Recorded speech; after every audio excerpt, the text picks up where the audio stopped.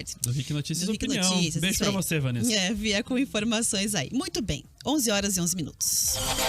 Eu vi o nomezinho dela aqui no WhatsApp, ó. Tem mensagenzinha dela no WhatsApp aqui no comecinho pra vocês. Vamos falar sobre perdas do ICMS. O governo do Paraná já está prevendo, não é pouca coisa não, 6,3 bilhões de perdas com essa ideia, né, que limita aí a alíquota do ICMS sobre combustível, transporte, energia e telecomunicação. Uma proposta que já ganhou ok pela Câmara, agora vai ser analisada pelo Senado e hoje funciona assim: os estados têm liberdade para definir o imposto, só que o texto aprovado pelos deputados federais reduz o ICMS cobrado para 17%, e aí, em razão desse novo limite, a arrecadação dos estados deve cair no pé, né? E a estimativa, por exemplo, da Secretaria Estadual da Fazenda é dessa perda aí que eu trouxe, 6,3 bilhões de reais. Então, segundo o governo, deste total, 2,4 bilhões vem da retirada do imposto sobre o combustível. Olha o volume, 2,7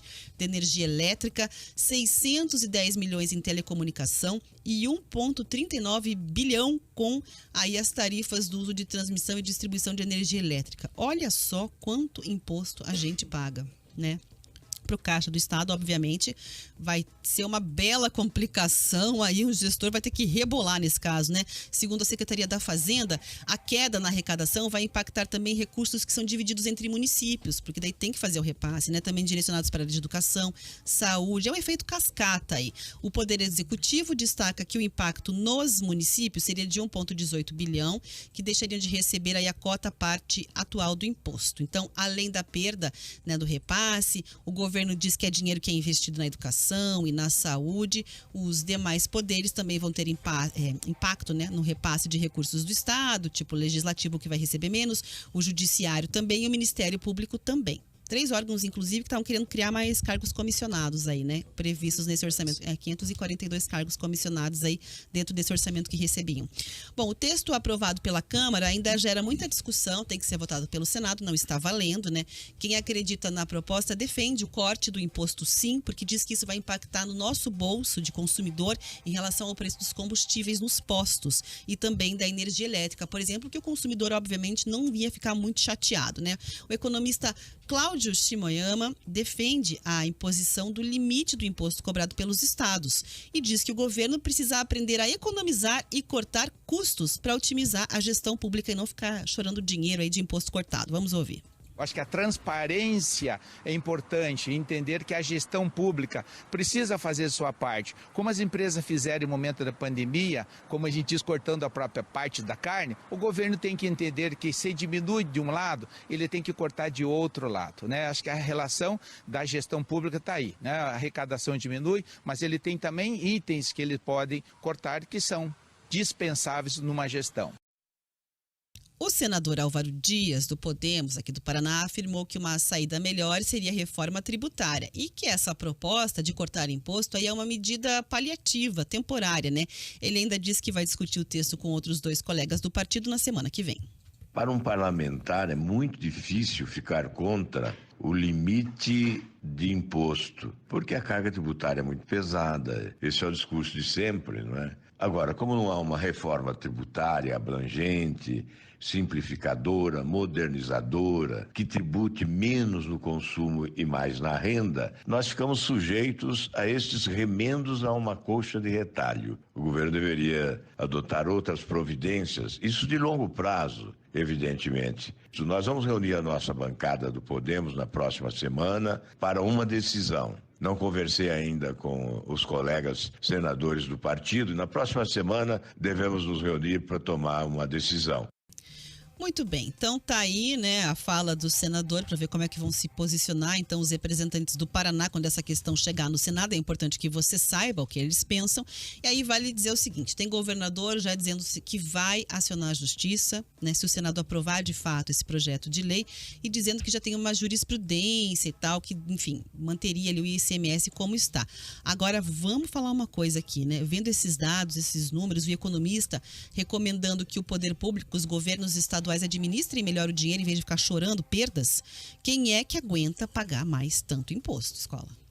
Rafa, tem até uma opinião aqui na live que é bem aquilo que a gente falou várias vezes hoje, que é mais o povo, menos o Estado. E é isso. Vai ter choradeira? Vai. De governadores, de prefeitos, de municípios, estados, enfim. Vai acabar na justiça? Também vai. Mas tem duas frentes que precisam ser muito bem analisadas com essa decisão do ICMS, que primeiro é o impacto imediato. Os estados, os municípios, eles têm, claro, um orçamento a ser seguido que depende de uma arrecadação, de um dinheiro, enfim. Mas também tem que pensar no impacto benéfico para a economia, porque deixando de pagar mais caro pela gasolina ou pela energia elétrica ou por qualquer que seja o produto ou que vai pela circulação, né, de bens do ICMS desses produtos aqui do projeto, vai abrir possibilidade para que a população aumente o poder de compra de outras coisas, que também vai gerar ICMS para os estados. É preciso analisar esses dois pontos, porque, de fato, o economista falou ali, os estados, eles precisam trabalhar melhor a receita. Tem tanto cabide de emprego sendo criado nos estados, nos municípios, aumentos de salários desnecessários estão dentro da lei, ok, mas são imorais no momento que a gente está vivendo no Brasil hoje. O meu salário não aumenta, o salário do trabalhador, o salário mínimo foi aprovado essa semana, aumentou pouco mais de R$100. A cesta básica custando 900, sobra 200 para o trabalhador ter lá a sua cordinha para poder esticar e esticar quase nada, não conseguir pagar talvez o mínimo para sobreviver. Então, de fato, estados, municípios agora no ano eleitoral é preciso analisar e avaliar de fato como é que vai ser o futuro.